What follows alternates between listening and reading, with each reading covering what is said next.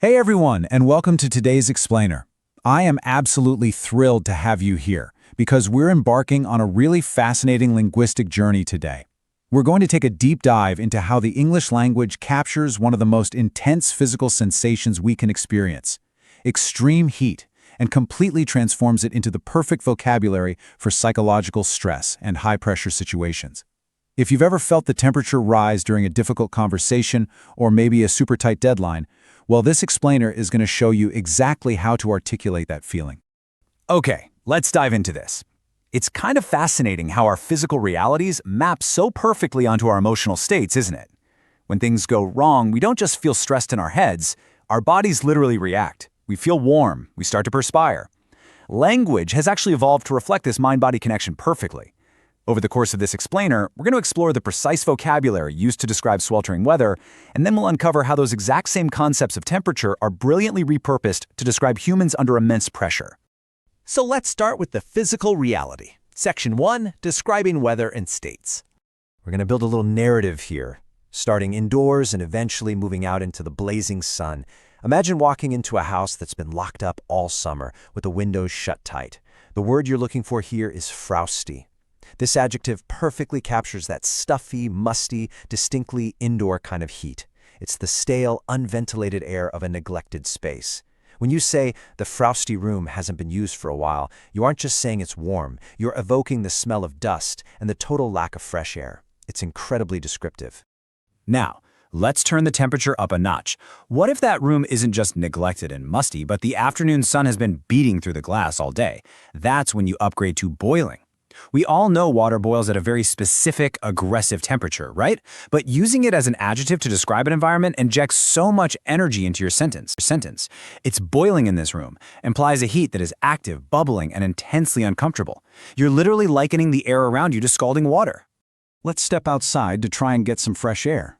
But unfortunately, the air out here is thick and heavy. This brings us to muggy. Muggy is the ultimate word for hot and humid weather. It's the kind of heat where the air feels like soup, where the moisture just clings to your skin the absolute second you walk out the door. As our example highlights, it's easy to get a heat stroke in such muggy weather. It's not just uncomfortable, it's practically a physical obstacle. If muggy is about humidity, sweltering is about sheer, oppressive heat. This is the classic vocabulary word for the absolute peak of the summer season. When the sun is high and there's just no escape in sight, it is a sweltering summer day. It has this wonderful phonetic sound to it too, sweltering. It almost sounds slow and exhausting, which perfectly matches exactly how you feel when you're caught out in that kind of inescapable weather. And what is the sun actively doing to you on that sweltering day? It's going to scorch you. Notice this is a verb. It emphasizes the aggressive, almost violent action of extreme heat. To scorch literally means to burn the surface of something. So if you say, I cannot stay outdoors for more than 5 minutes, I can be scorched immediately, you're painting a very vivid, almost dangerous picture. The sun isn't just warming you, it is actively attacking you. Because of that relentless sun, the temperature reaches a point where it begins to affect your physiology. Enter the word stifling. Stifling takes heat and connects it directly to your ability to breathe. It means a heat so extreme and heavy that it is literally suffocating. The heat is absolutely stifling. When you use this word, you're telling the listener that the environment is so intensely hot that it feels like the oxygen has been sucked right out of the air. So, the environment is stifling and the sun is scorching. How does that make you feel? You shift from describing the weather to describing your own bodily state with the phrase burning up. I'm burning up out here. This is a verb because it makes you the source of the heat. You've absorbed so much of that sweltering summer day that you feel like you are internally combusting. You are radiating heat. And of course, the natural biological reaction to burning up is sweating.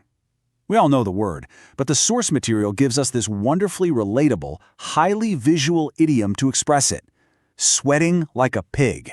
When you've been in a frosty room, stepped out into muggy weather, and endured the stifling heat, you aren't just perspiring politely. You are sweating heavily, profoundly, and very uncomfortably. So the crucial point is how this physical reality translates into human psychology. We've just spent time feeling the suffocating, burning nature of extreme weather.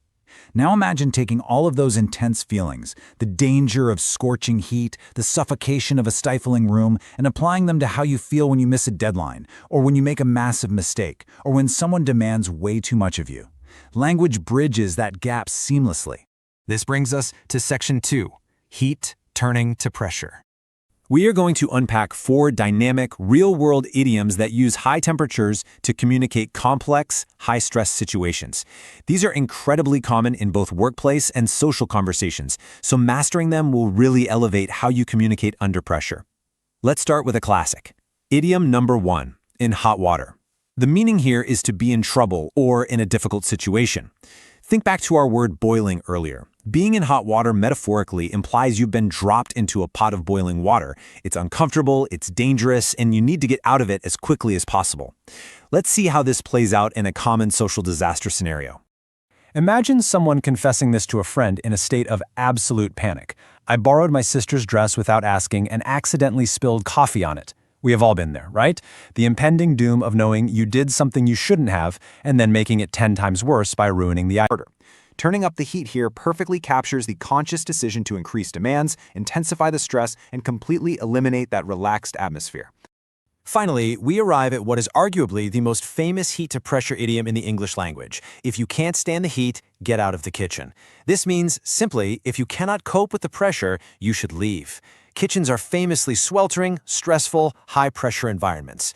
This idiom acts as the ultimate test of endurance. It's a blunt, tough-love statement that asks, are you resilient enough to handle this environment? Let's look at how this plays out when dealing with something like imposter syndrome. Person A says, everyone on the team is so experienced, I feel like I don't belong. They're really feeling the pressure of their environment. Person B delivers that tough love. If you can't stand the heat, get out of the kitchen. Or you could stay and learn from the best. It forces a choice. Let the pressure break you and walk away, or accept the stifling heat of the situation and use it to forge your own skills. Now, what's really interesting about this slide is how all these pieces fit together. This is a great moment to take a mental screenshot of these 4 idioms. We have in hot water for when you've made a mistake and face consequences. We have too hot to handle for when a task completely overwhelms your capacity. We have turn up the heat for when you need to intentionally increase the pressure on others. And finally, if you can't stand the heat, get out of the kitchen, as the ultimate ultimatum regarding your ability to endure a stressful environment. From describing a frosty, muggy, sweltering day to navigating the absolute boiling point of workplace stress, the language of temperature is one of our most powerful tools for communication. So I leave you with this thought today. Next time the pressure inevitably rises in your own life, will you succumb to the stress and get out of the kitchen, or will you take control, use these tools, and turn up the heat yourself?